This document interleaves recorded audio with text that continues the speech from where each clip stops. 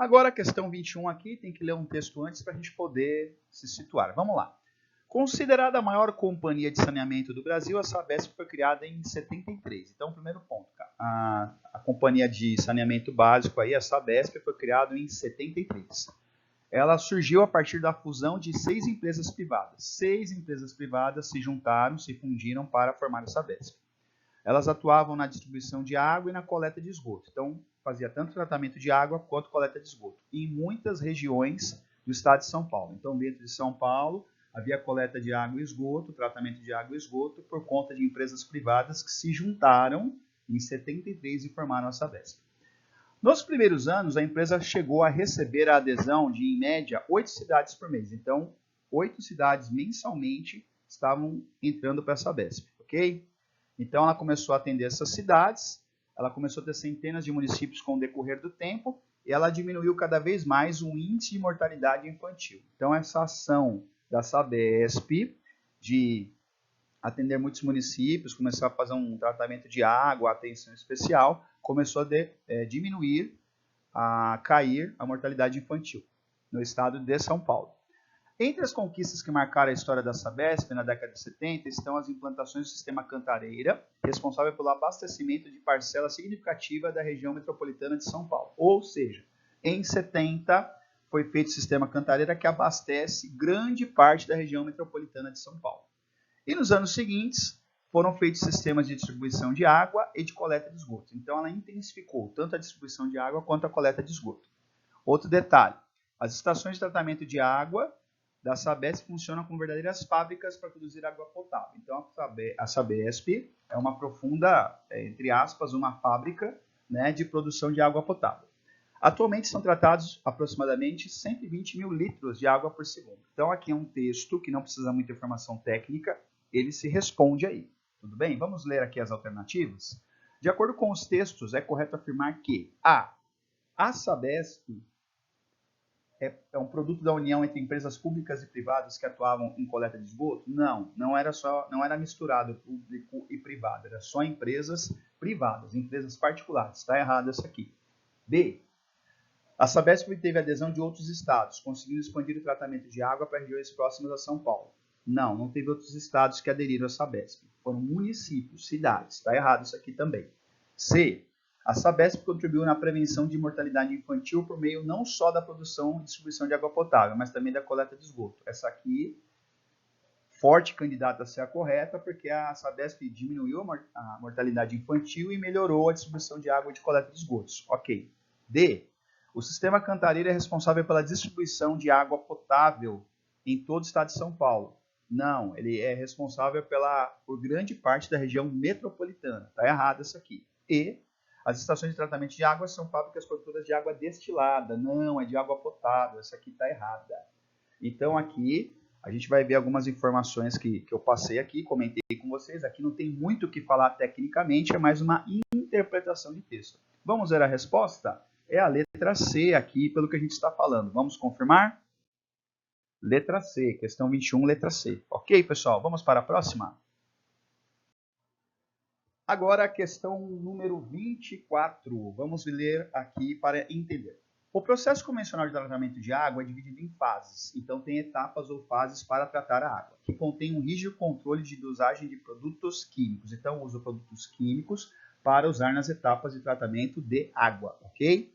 E tem que ter um acompanhamento de padrões de qualidade. Então, tratar a água tem etapas, cada etapa tem um uso de um produto químico de maneira rígida e também tem uma qualidade muito forte, um padrão de qualidade muito cobrado em cima disso, ok? Quais são uma dessas fases? Uma delas se chama floculação. A floculação, ela serve para provocar a formação de flocos, aglutinando as sujeiras, as partículas de sujeira. Então, a água vem com as suas partículas de sujeira até o setor da floculação, da etapa da floculação. Lá vai ter uma ação ali que vai fazer com que pequenas partículas de sujeira se juntem, elas vão aglutinar, tá? Elas não vão fundir, elas vão aglutinar, ou seja, elas vão ficar perto uma da outra, formar um floco. O que vai acontecer? Seguido da floculação, pessoal, tem a decantação, em que a água passa por grandes tanques para separar os flocos de sujeira formados da etapa anterior. Então, eu junto a sujeira através da floculação, fazendo ela virar flocos que estão aglutinados. E esse é o processo da floculação. Passo para o próximo processo, que é a decantação, onde eu faço ali uma atividade que os flocos vão ficar numa parte e eu separo flocos de água. Mas eu preciso fazer com que o floco fique mais ao fundo ali dos tanques. Esse que é o detalhe para ter a decantação, ok? Vamos entender aqui as alternativas, pessoal, para a gente poder estudar juntos. Vamos lá. Nessa última etapa, os flocos de sujeira são separados usando uma propriedade específica da matéria denominada. Então, aqui, propriedades específicas da matéria. Vamos ver aqui. A. Ponto de fusão, pois os flocos são fundidos. Lembra que eu falei que eles estão aglutinados? Então, esse aqui está errado. São fundidos e retirados quando se depositam no fundo dos tanques. Não tem fusão de flocos, tem aglutinação. Está errado essa daqui, ok? B. Ponto de fusão, pois os flocos formam vapores. Já está errado. Fusão não tem vaporização, não tem evaporação, nada disso. Está errado. C. Solubilidade, pois os flocos estão dissolvidos e separados na filtração. Aqui é uma questão que vamos ter que analisar. D. Letra D. Solubilidade, pois os flocos formados irão para a superfície dos tanques e serão retirados com peneiras. Esse floco aí, ele está indo para a superfície. Essa aqui está estranha também, né? E nós temos a E. Densidade, pois os flocos formados irão para o fundo dos tanques e serão aspirados lentamente. Pessoal, essa aqui, ela tem o seguinte, o floco é como se fosse alguma coisa que afunda dentro de um copo de água. Nesse caso aqui, um floco está afundando no tanque. Então, nesse caso, nós temos aqui a densidade como alternativa. Tudo bem? Vamos ver aqui alguns esquemas para você entender. Temos aqui, pessoal, toda a sequência aqui de tratamento de água. Então, nós temos aqui a represa, captação, bombeamento, certo? Vai ter o processo aqui de coagulação. Depois nós temos aqui floculação, decantação e filtração, esse tanque aqui. Depois ela vai para a cloração, depois ela chega até a distribuição para as cidades. Então, aqui está toda a sequência. Lembre-se, primeiro é floculação, depois decantação, certo? Aí a gente vai ver mais imagens aqui que eu vou passar para vocês. Então, está aqui. A densidade é a quantidade de matéria em determinado volume, enquanto solubilidade é a capacidade de uma substância se dissolver em outro determinado líquido. Detalhe, quando o floco aglutinado, lá da floculação, ele desce aqui para o fundo do tanque, vou pegar esse desenho de exemplo, aqui está acontecendo uma densidade.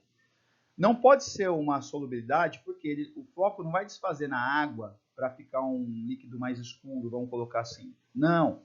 Ele é uma estrutura que está solidificada que vai descer aqui.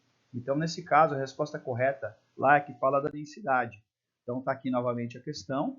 A densidade é o ponto principal, né? Porque o floco é uma estrutura solidificada, ele vai descer ali, ele não vai desfazer, ele não vai solubilizar ou desfazer no líquido, ele vai ter uma densidade, ele vai descer. E o que vai acontecer? Você tem aqui a resposta correta, a letra E. Ok, gente? Destas questões aqui do segundo semestre de 2023, estamos finalizando. Pessoal, estamos aqui falando da última questão. É uma questão que, mais uma vez, entra em interpretação de texto. Total interpretação de texto. Conhecimentos técnicos aqui não são necessários para fazer. Ok? Vamos entender aqui? Questão 25. Toda vez em que nos alimentamos, resíduos ficam depositados em nossos dentes e, se a higienização não for feita corretamente, o ambiente bucal fica propício à proliferação de bactérias e formação de placas bacterianas. Ok, vamos lá, vamos entender isso aqui. Quando a gente se alimenta, fica resíduo no dente. Se eu não limpar o meu dente, não escovar os dentes, vai ter ali o desenvolvimento de bactérias e vai formar placas bacterianas. Até aqui, ok.